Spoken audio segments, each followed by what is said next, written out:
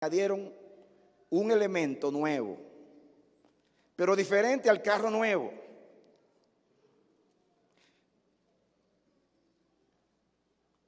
Cuando los que llevaban el arca de Dios habían andado 6 pasos, él, o sea David, sacrificó un buey y un carnero engordado. Si usted lee en la ley de Moisés con las instrucciones de cómo se conducía el arca, en ningún lugar dice que cada 6 pasos había que hacer un sacrificio. Esto es una iniciativa nueva de David y los sacerdotes.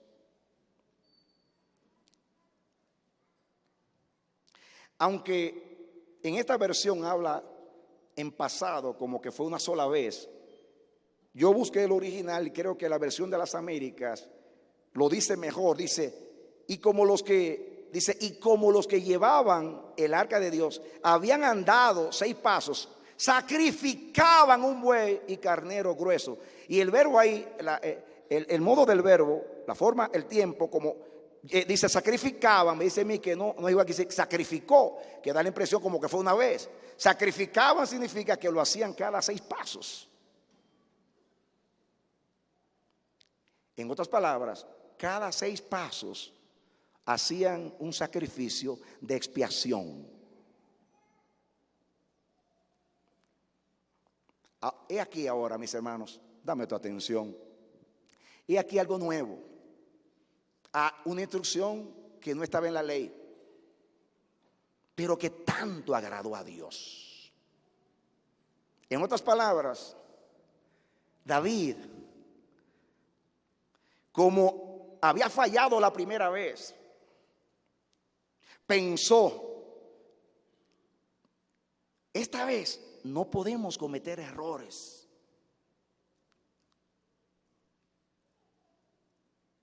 Un descuido, un detalle que se nos vaya, puede representar juicio igual que la primera vez. En otras palabras, dice, esta vez tenemos que hacerlo con un cuidado tan especial que cuidemos cada uno de los pasos. Reflexionemos y actuemos con mucho temor en cada paso. Porque esta vez no nos podemos equivocar, porque la primera vez ofendimos a Dios. Entonces, ya sabemos que hubo desobediencia, que no seguimos las instrucciones. Vamos a añadir la obediencia y sujeción a la palabra de Dios, pero vamos a añadir como un recurso de provisión la expiación. Por si acaso fallamos en algo, haya expiación y la sangre de los animales, que es un tipo de Cristo, nos cubra de cualquier error.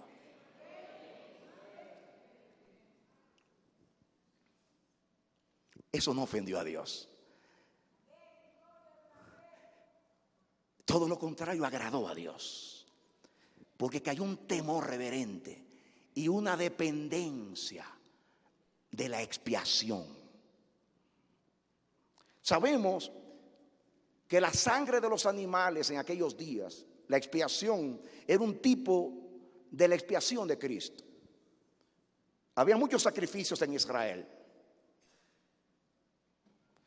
Cuando el pecador llevaba un sacrificio a Dios, ponía la mano sobre el animal, confesaba sus pecados para representar que su culpa era transferida al animal para que él pudiera ser perdonado.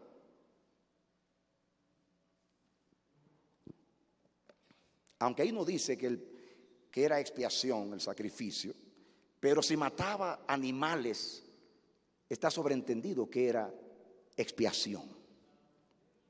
Escuchen, mis hermanos, escuchen lo siguiente. Es muy importante esto. La palabra, el verbo hebreo expiar, es el verbo kafar, que significa, entiendan, cubrir. Digan conmigo, cubrir. Pero es especialmente con betún. Ese significado literal de expiar, kafar, cubrir especialmente con betún. También tiene la connotación de aplacar o cancelar, anular, apaciguar, evitar, reconciliar, satisfacer. Y todo eso lo podemos aplicar. Lo voy a aplicar de esta manera. David dice, vamos a cuidar ahora cada paso para no equivocarnos, porque ahora no podemos errar. Así que vamos a añadir el elemento de la expiación en nuestra adoración. Vamos a conducir la gloria de Dios dependiendo de su perdón, de su reconciliación y de su cobertura. No vamos a depender de nuestro criterio, de nuestra buena idea, de nuestro conocimiento. Vamos a hacer las cosas con obediencia, con sujeción estricta a la instrucción, pero vamos a añadir un seguro, una póliza de seguro divino, porque la expiación es una póliza de seguro. Usted paga un seguro por si acaso hay un accidente, ¿no es cierto? Y David dice, hubo accidente, voy a pagar un seguro. La expiación en Cristo Jesús es un seguro para estar cubiertos, porque la palabra expiar significa estar cubiertos. Amén. La sangre de Cristo nos limpia de todo pecado y nos cubre. Por eso el verbo kafar significa cubrir, especialmente con betún. Más adelante voy a analizar con ustedes esto de betún. Significa aplacar. Cuando hay expiación, Dios se aplaca. ¿Recuerdan ustedes cuando Coré, Datán y Abirán se rebelaron contra Dios? Que vino la mortandad, murieron creo que 23,000. Y Moisés le dice a Aarón, corre, corre, corre. Y Aarón corrió, hizo un sacrificio y se metió entre los vivos y los muertos. Cuando David pecó haciendo el censo y la plaga y el ángel destructor destruía Jerusalén y habían muerto 70,000 personas, David le dice a Dios, no fue el pueblo que pecó, fui yo el que erré, castígame a mí.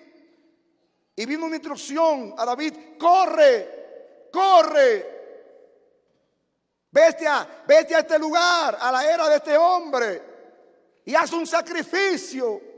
Y David corre hasta allá y hace un holocausto, hace una expiación para cubrir. Dice que inmediatamente hizo el sacrificio y comenzó a ascender en olor grato el holocausto, porque la palabra holocausto significa ofrenda que asciende, ofrenda que es grata. Inmediatamente subía la ofrenda que era grata. Dice que la plaga terminó y Dios le dijo al ángel, detente. Así pasó en la cruz del Calvario. Dios dice, detente. Le dice al pecado, detente. Le dice a la muerte, detente. Le dice a la condenación, detente. La sangre de Cristo, porque representaba la vida perfecta y justa del único hombre que vivió piamente, justamente, perfectamente. El único que le dio una ofrenda de justicia sin pecado a Dios.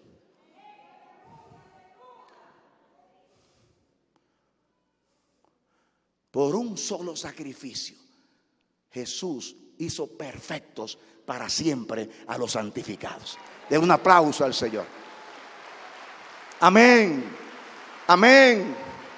Amén. Amén. Jesús le dijo al Padre en el Salmo 40 en la eternidad, si la sangre de los machos cabríos y de los animales no pueden expiar el pecado. Prepárame cuerpo y yo ofrendaré mi cuerpo perfecto para cubrir y expiar los pecados de la humanidad.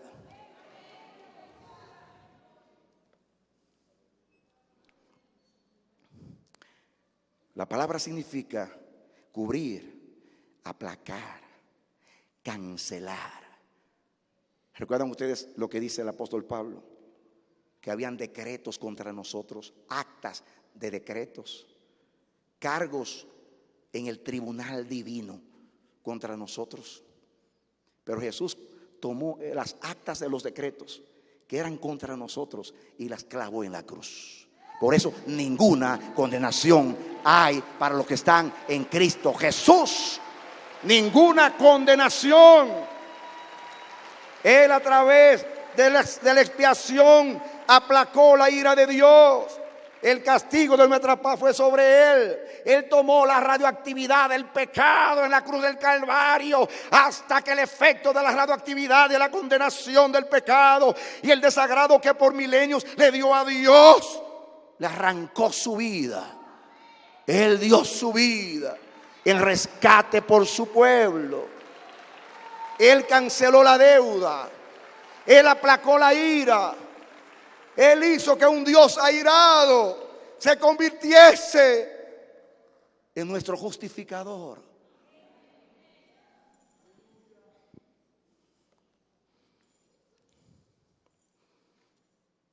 Él canceló, Él anuló, Él apaciguó, Él evitó la ira y la muerte.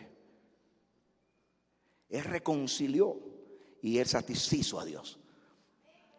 Todo lo que son las palabras que se traducen o cuyo significado, o sea, toda palabra que traducida, o sea, kafar, toda traducción se aplica, revela la obra de Cristo.